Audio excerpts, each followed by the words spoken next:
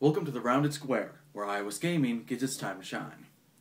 All of us are guilty of occasionally judging a book by its cover, or an app by its iTunes product description. Wow, that doesn't have the same ring to it. I was guilty of this with Shadowgun.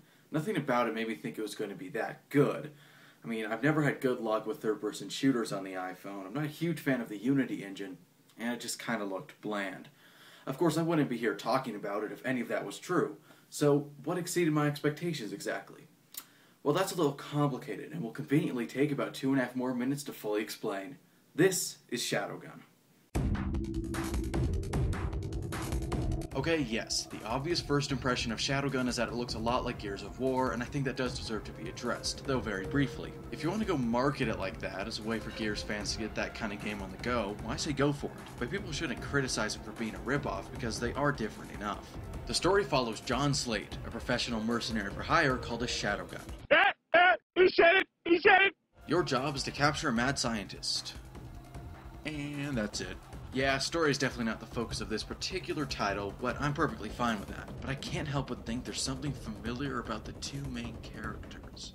Yes, and the nuclear missiles were also an excellent indicator. Sarah, was that sarcasm?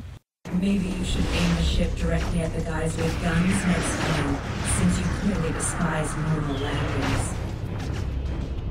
This fiery arrival of yours also got you within a respectable distance to the war factory we're out to sabotage. I will reference Nova 2 as long as there is no Nova 3. These are my demands. Everything about Shadowgun is good, which is really, really weird. Oh, and I don't mean everything is well done. No. I mean that literally every aspect of this game, I would say, is good. Nothing quite achieves greatness, but nothing is even close to bad, let alone mediocre. Graphics are good, enemy eye is good, rock music fading in and out seamlessly with the combat is good, the puzzles are good, the cover system is good, your arsenal of weapons is good, the action is good, the length of the campaign is good. I think you get the point. So really, this makes the package itself fantastic and nearly flawless, besides a few bizarre difficulty spikes and a checkpoint system. If they had been just a little more ambitious, this easily could have been one for the top 10 list, but as is, I would definitely place in the top 25, which is still great. Shadowgun feels like a hybrid of console-style and casual-style games. I'll back up a bit because that makes no sense. Really, Shadowgun is a console-style game. You have virtual controls and 3D graphics. However, the game feels very monotone, which only works because I like the tone it keeps. There are no on-rails or stealth levels, for example. It's all straightforward, linear, third-person action. I can start playing at any spot and play for as long as I want without getting invested in completing a difficult task or encountering anything different than what I'm looking for originally. Just like a casual game. This very unique quality makes Shadowgun my go-to iOS game for a quick action fix, and I think that's its biggest appeal and why it's doing so well.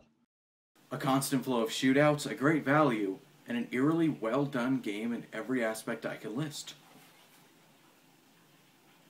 Yeah, that you will find in Shadowgun.